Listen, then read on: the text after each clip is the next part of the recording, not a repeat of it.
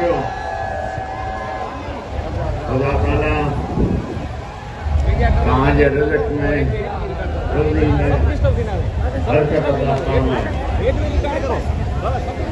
खुदा ताला तव्हांखे हर आफ़त हर आज़माए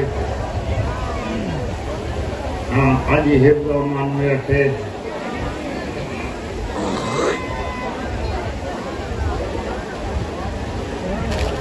जीअं त मां हमेशा पंहिंजी जमायत खे बाबा ख़ामोश कयो महिरबानी कयो, तव्हांखे न आहे ॿुधणो न ॿुधो, ॿिए खे ॿुधण ॾियो।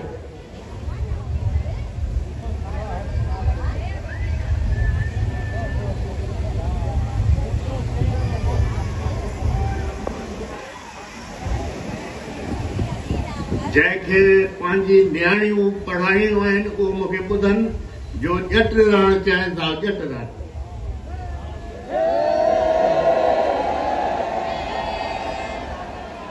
मां हमेशह जमायत खे चयो आहे पंहिंजी औलाद ते तवजो ॾियो, छो इहो माउ पीउ जो फर्ज़ु आहे जो पंहिंजी औलाद खे चङी तरबियत ॾे, चङी सोबत ॾे। इहो तव्हां ते फर्ज़ु आहे, असां ते फर्ज़ु आहे। जॾहिं औलाद वॾी थी वञे उनजी पंहिंजी क़िस्मत आहे। औलाद जॾहिं वॾी थी वई त औलाद वटि माउ पीउ जे लाइ टाइम तमामु घटि थो रहे। मूंखे तमामु ख़ुशी थी आहे इन दफ़े मां जमायत में आयो आहियां, मूंखे ख़बर पई नियाणियुनि सां मिलियो आहियां, चङो पढ़नि पियूं, कामयाब पियूं थियनि। ख़ुदा जो वॾो अहसान ऐं करम इन जमायत जी आहे जो जमायत जी नियाणियूं पढ़ी लिखी वयूं आहिनि। ख़ुदा करे आईंदा बि कामयाबी थिए। तव्हां पंहिंजी औलाद जी तरबियत ते, नियाणियुनि जी पढ़ाई ते तवजो ॾियो, छो जो इहो ई शइ तव्हांखे कमु ईंदी। जॾहिं बि तव्हां वांदा वेठा आहियो, सलाह शरीफ़ दुरूद शरीफ़ जो विर्त कयो। इन दुनिया में ऐं आख़िरत में तव्हांखे इन जो अजर मिलंदो। हमेशा दुआ नमाज़ खां पोइ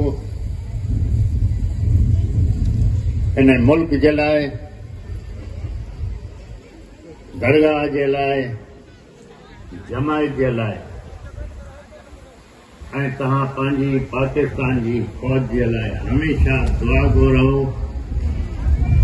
छो जो इहो ई फ़ौज आहे जंहिं दहशतगर्दी खे मुंहुं ॾे पई। बाक़ी सियासतदान छड़ो ज़बानी जमा करे था कनि जो दहशतगर्दी असां ख़तमु करे छॾंदासीं, पोइ नथा करे सघनि सवाइ फ़ौज जे। इन फ़ौज जे करे असां इज़त सां घुमूं पिया। हमेशा फ़ौज जे लाइ दुआ घुरो, पंहिंजे पाड़े वारनि सां हमेशा इज़त ऐं मोहबत सां पेश अचो, छो जे मिट माइट परे था रहनि, कोई कारोबार में आहे, कोई नौकरी में आहे। जेसि ताईं उहो पहुचे तव्हांखे हमेशा पाड़े वारा कमु ईंदा। हमेशा पाड़े वारनि सां चङो हलो। बिस्मिल्लाह रहमान रहीम। अस्सलातु वस्सलामु अल्लाहुम्मा सल्लि अला मुहम्मद। मेरे परवरदिगार को अपने शरीर के सदके में